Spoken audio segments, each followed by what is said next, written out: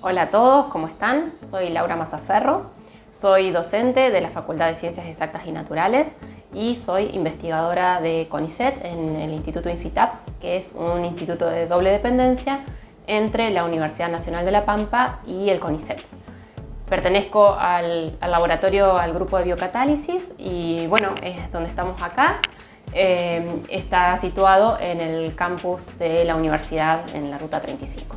Como veníamos hablando en el capítulo anterior, la universidad tiene muchas funciones y si nos vamos a cómo se entrecruzan estas funciones, para mí el aula es uno de los espacios más ricos que tiene la universidad, como un espacio de encuentro.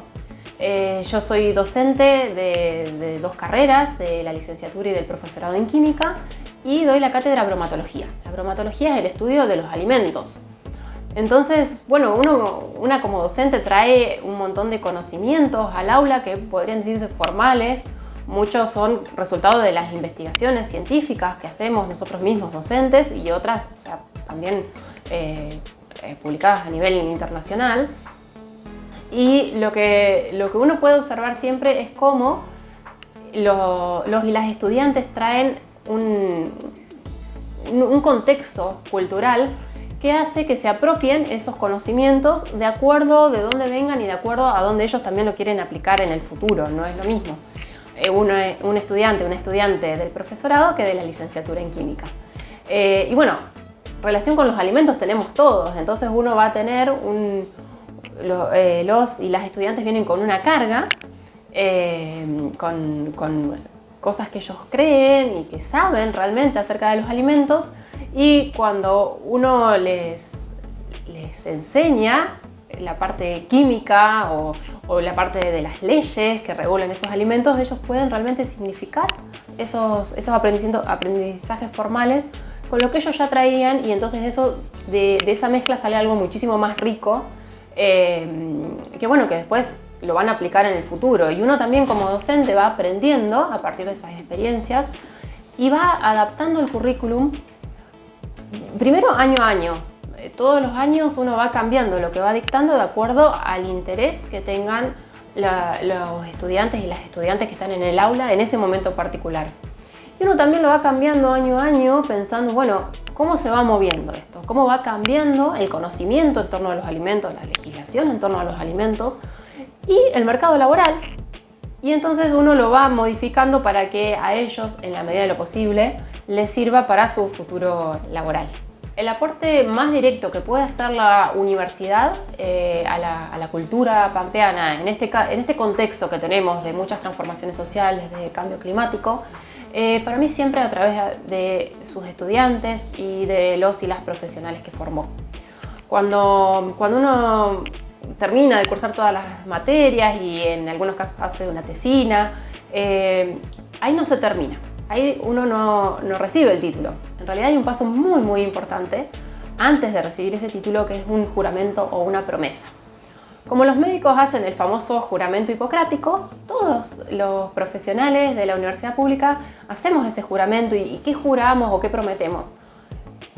Prometemos desarrollarnos profesionalmente con dignidad, con honestidad, al servicio de la sociedad, sin olvidarnos que la sociedad toda es la que nos pagó esa universidad gratuita a la que nosotros accedimos.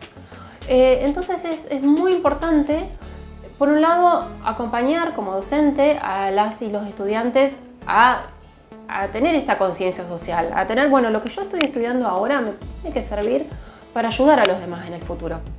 Entonces ese compromiso y esa conciencia lo tenemos que fomentar desde las instituciones. Y bueno, y esos profesionales que se forman saben que salen con una herramienta que es su título, pero también con una responsabilidad social. Ellos no se pueden quedar ahí.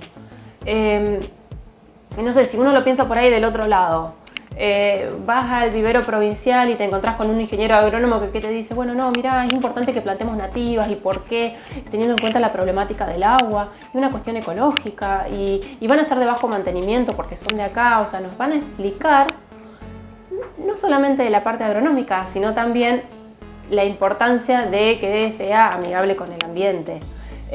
No sé, en el caso, bueno, cuestiones de género, de progenitores que no pagan la cuota alimenticia, y siempre te vas a encontrar con algún abogado o abogada con perspectiva de género que se formó en la universidad pública y que tiene esa conciencia y que va a poder acompañarte en el proceso. Nosotros acá desde la licenciatura en química siempre está el ejemplo de ayudar a aquella gente que por ahí no sabe leer las etiquetas de los alimentos y saber si un alimento es adecuado para la dieta que uno quiere llevar o la dieta que le aconsejó un médico o un profesional, y que uno, bueno, se encuentra con la etiqueta y es más difícil de interpretar. Y esa para mí son todas semillitas que la universidad va plantando y que, bueno, cuantos más sean, vamos a poder, no sé si solucionar, pero sí enfrentar los problemas que se nos están planteando de forma colectiva y con una conciencia social que tanto hace falta. Donde la ciencia tardó en llegar, florecieron los saberes del instinto, la observación y la necesidad. Imaginémonos a alguien que se ahoga al comer o al beber. En esos casos, los antiguos de la región tenían un remedio considerado infalible. El ingrediente clave: pajas de vizcachera. Sí, esas largas pajuelas que crecen donde habitan las vizcachas. Se buscaban en sus madrigueras o se guardaban por prevención. Luego, con la medida del cuello de un perro, el más cercano al rancho, se colocaba esa longitud de paja alrededor del cuello del paciente. Y según decían, el accidente se resolvía de inmediato, siempre que las pajas fueran verdaderas hijas de vizcacheras. Pero los saberes populares no se detenían ahí. También se enfrentaban al delicado momento del parto. Si una mujer no expulsaba la placenta, conocida como pares o secundinas, se preparaba para una infusión de té, de poleo, yerba, de la perdiz o hierbas similares. El toque final: una pequeña dosis de hiel de perro, negro, porque para la pócima fuera efectiva, el perro debía ser completamente negro. Si no se conseguía uno, la hiel se sustituía por un poco de pólvora. Estos remedios, transmitidos por generaciones de campesinos y curanderos, forman parte de un universo donde la naturaleza, la intuición y la urgencia se mezclaban sin pedir permiso a la medicina oficial. Historias de remedios, de vidas, de un tiempo donde la sabiduría se construía con lo que había a mano y mucha fe.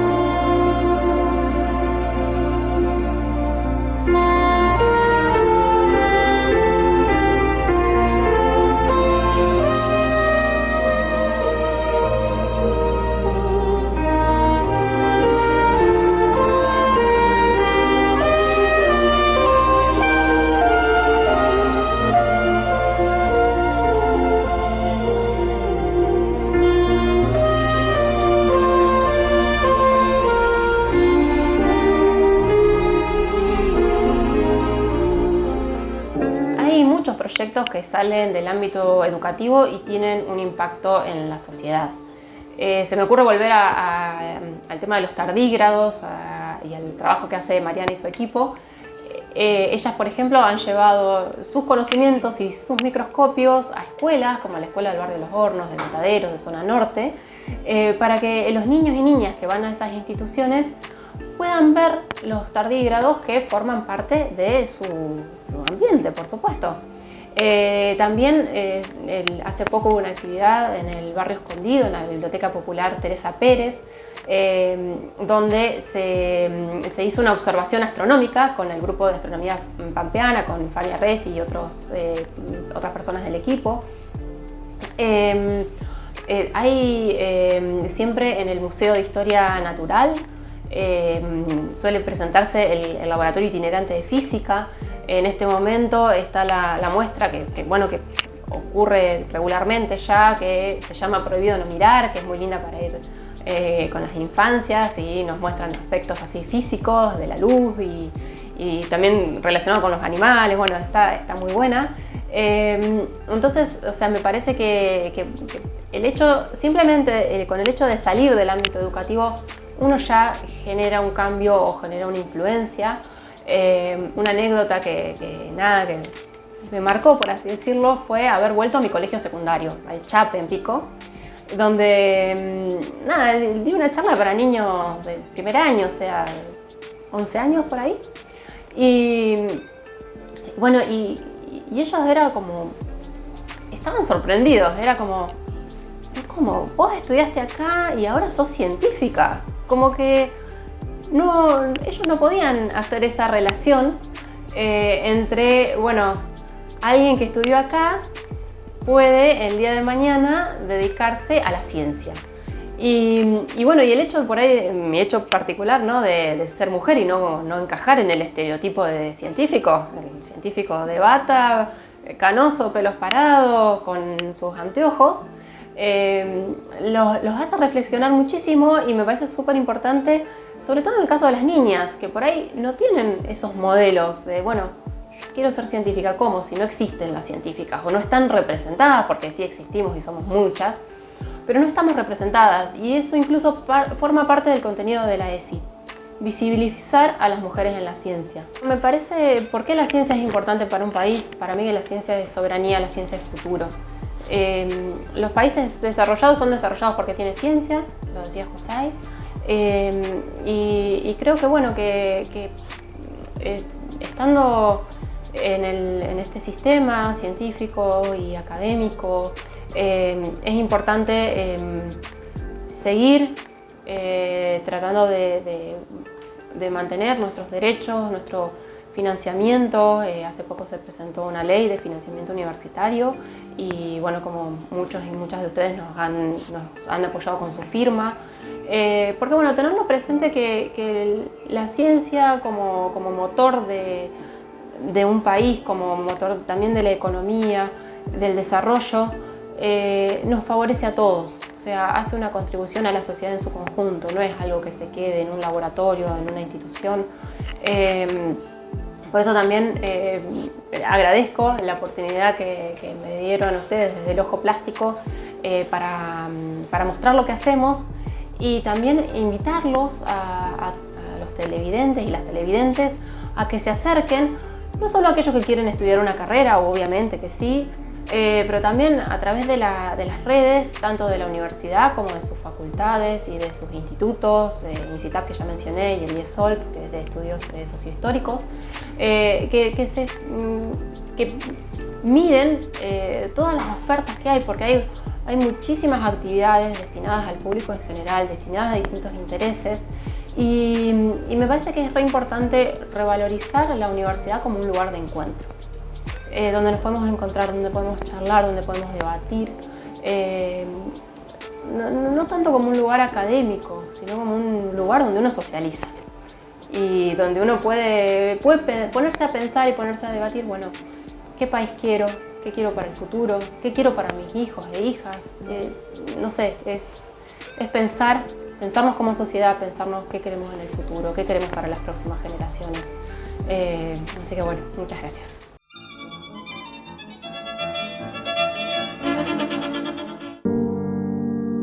Antes del siglo XVIII, los paisajes en la pintura occidental eran solo un telón de fondo. Montañas, ríos y cielos acompañaban historias religiosas o mitológicas, pero no eran las protagonistas.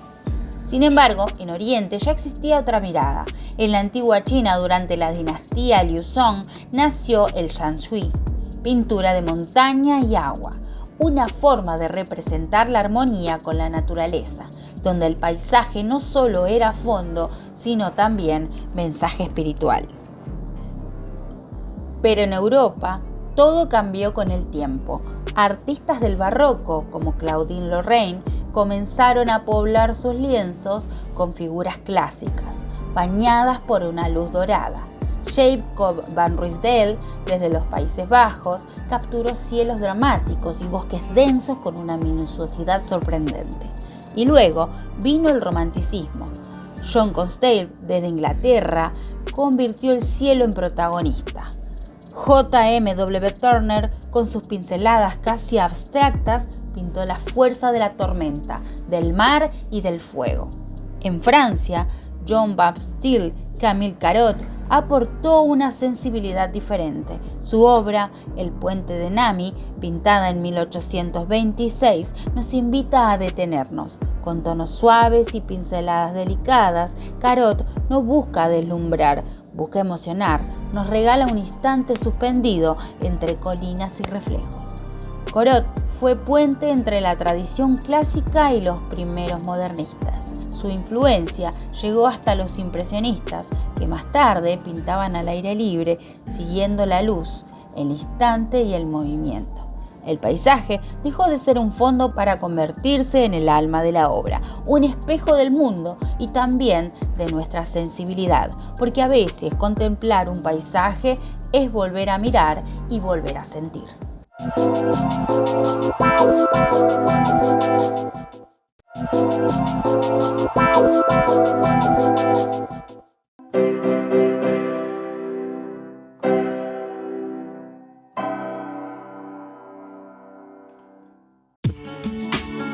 Imagínate esto, un grupo de científicos lleva un enjambre de abejorros a un museo.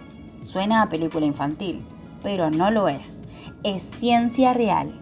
Este experimento reveló algo asombroso.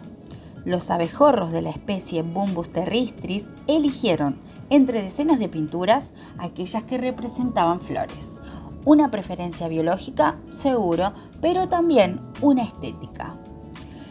Los favoritos de estos insectos alados fueron los girasoles de Van Gogh. Una elección que parece tener sentido. Colores vibrantes, formas circulares y una energía viva. Los científicos concluyeron que los abejorros poseen una gran sensibilidad artística y un gusto innato, casi como si apreciaran en su lenguaje de vuelo y zumbido algo del alma del impresionismo. ¿Y si te dijéramos que hay más ciencia aún escondida en el arte de Van Gogh? Un grupo de investigadores de la UNAM, liderado por el físico José Luis Aragón, descubrió que en la noche estrellada se esconde una descripción matemática exacta de la turbulencia. Sí, así es. Las pinceladas de Van Gogh, sus espirales de azul y amarillo, siguen patrones idénticos a los que se usan para describir la forma en que se mueve el humo, el viento o la crema en una taza de café. Próbalo vos mismo. Si vertés un poco de crema en el café sin revolver, observarás cómo se mezclan lentamente. Eso es difusión molecular. Ahora, si agregás crema y revolves con una cucharita, eso se llama difusión turbulenta.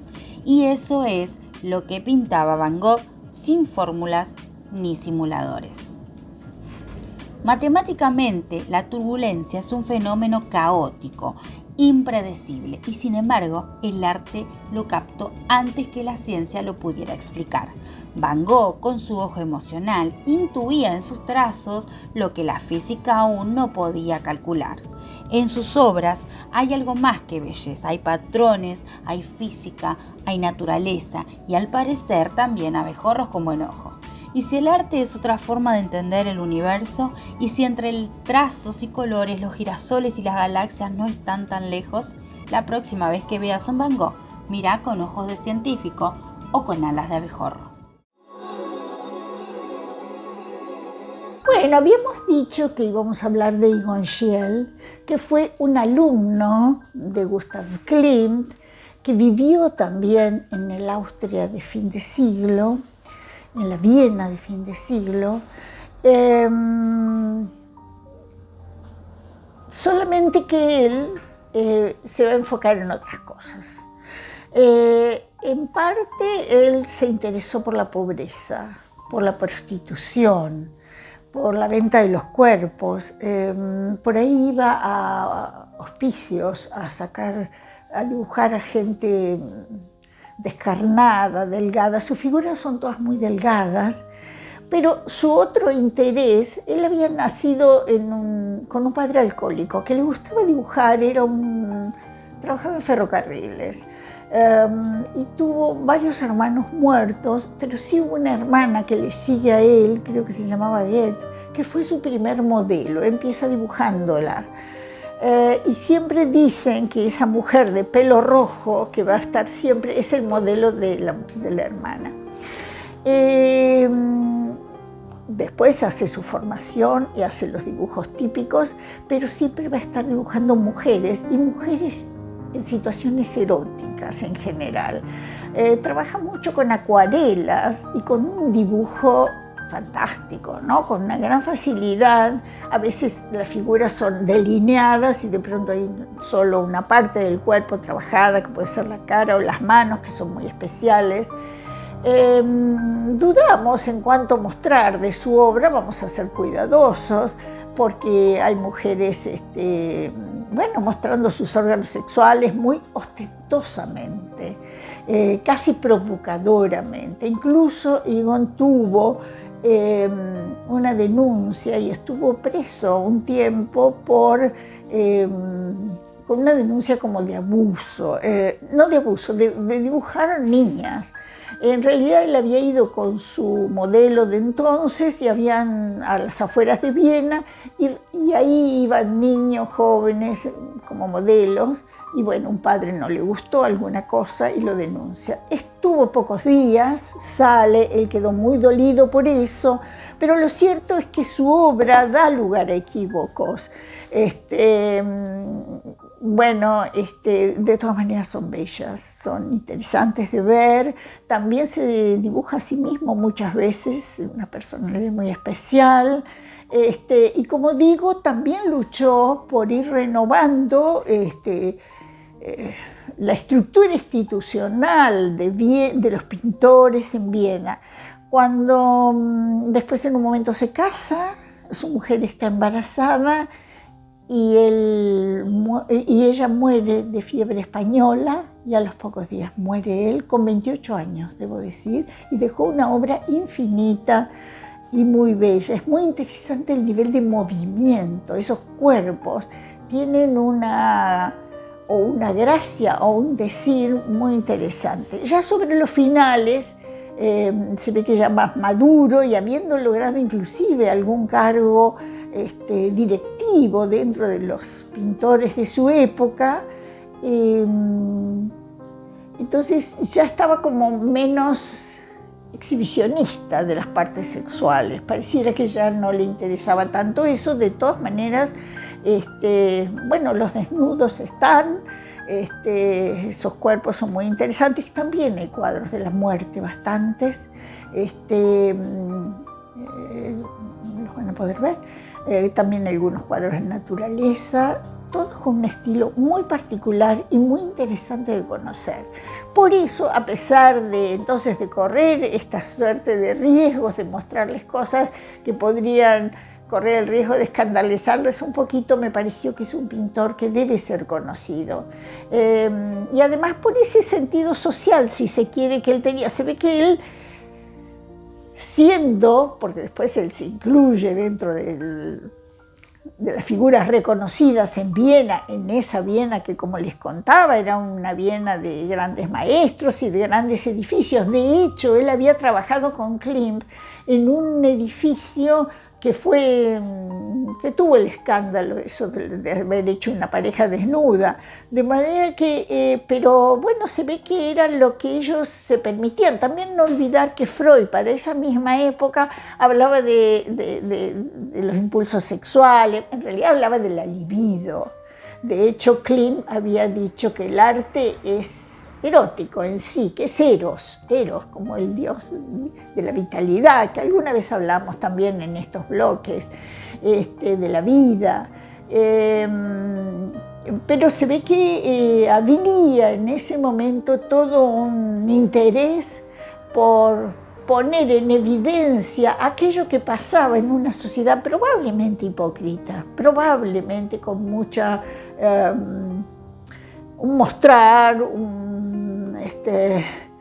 maneras cortesanas y luego una moral victoriana contrapuesta a una sexualidad y a hasta unas condiciones de vida pobrísimas y no tan mostradas. Bueno, eso es lo que hizo Egon Schiele, también Klimt a su manera, aunque se enfocó en el otro polo, y me ha parecido muy interesante hacérselos conocer. Gracias.